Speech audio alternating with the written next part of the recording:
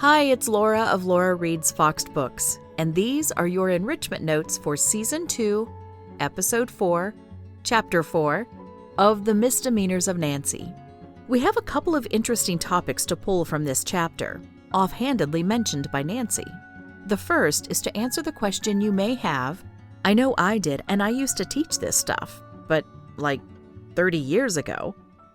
Anyway, what in the world is syllogism? It's a kind of deductive reasoning. You go from a broad statement called the major premise, such as, well, let's use one from the Greeks. All men are mortal. Then you have a narrower statement called the minor premise, Socrates is a man, and a conclusion. Therefore, Socrates is mortal. On the first page of Chapter 4, Nancy describes a lawyer who knows her and doesn't believe a word she says. Then she asks Bobby if he believes her, knowing he knows her well, and he suggests he does believe her.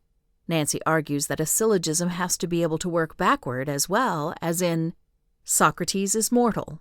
Socrates is a man. Therefore, all men are mortal.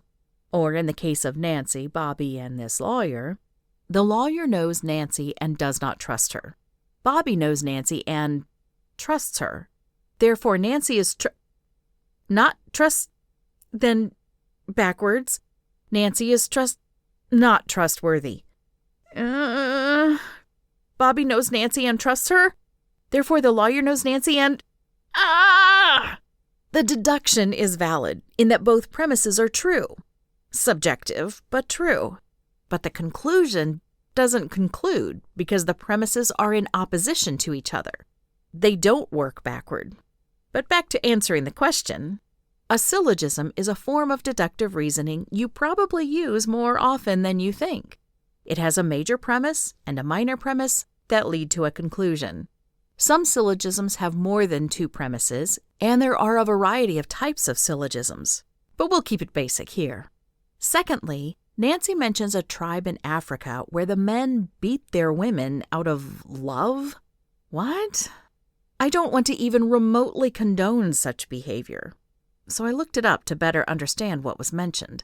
It is, well, a bit more complicated and not based in love.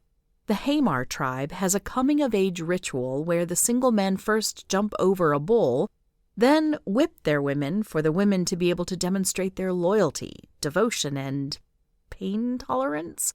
The scars are a source of pride. The men are thereby demonstrating their promise to support their women. So that reference is explained. Let's move on. We have a couple of terms in case a vocab quiz ever comes up. Magerful is a Scottish word for masterful.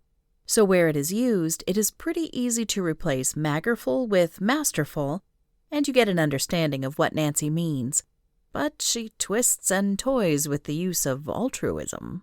Then, propitiate is when Nancy is trying to figure out how to regain the judge's favor by doing something that makes him happy. After making her excuse, she doesn't really have the opportunity to propitiate him, though. Finally, a couple of Latin terms. Descensus Averni and Facilis from Virgil's Aeneid. The descent to hell is, appallingly, easy.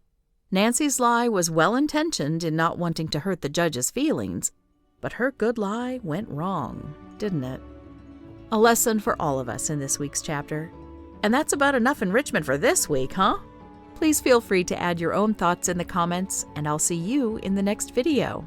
Text and production copyright 2025 by Laura E. Richcreek.